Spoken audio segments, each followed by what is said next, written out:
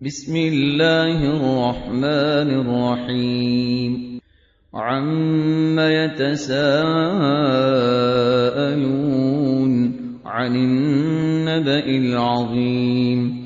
الذي هم فيه مختلفون كلا سيعلمون ثم كلا سيعلمون ألم نجعل الأرض مهادا والجبال أوتادا وخلقناكم أزواجا وجعلنا نومكم سباتا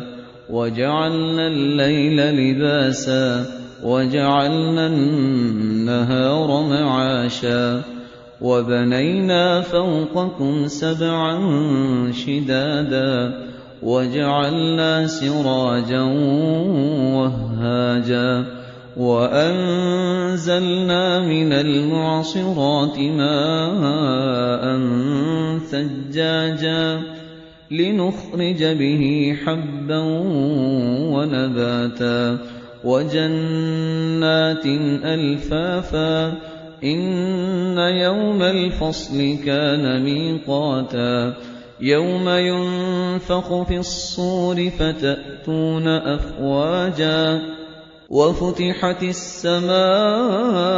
فكانت أبوابا وسيرت الجبال فكانت سرابا إن جهنم كانت مرصادا للطاغين مآبا لابثين فيها أحقابا لا يذوقون فيها بردا ولا شرابا إلا حميما وغساقا جزاء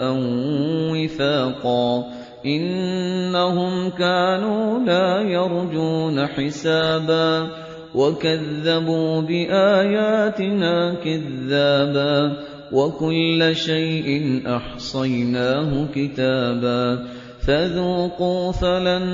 نزيدكم إلا عذابا إن للمتقين مفازا حدائق وأعنابا وكواعب أترابا وكأسا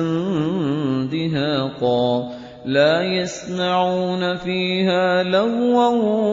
ولا كذابا جزاء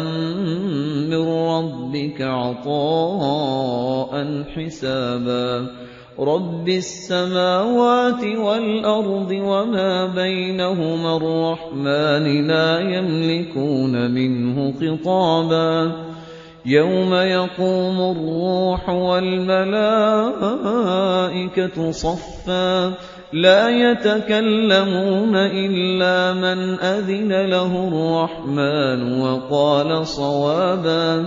ذلك اليوم الحق فمن شاء اتخذ إلى ربه مآبا إنا أنذرناكم عذابا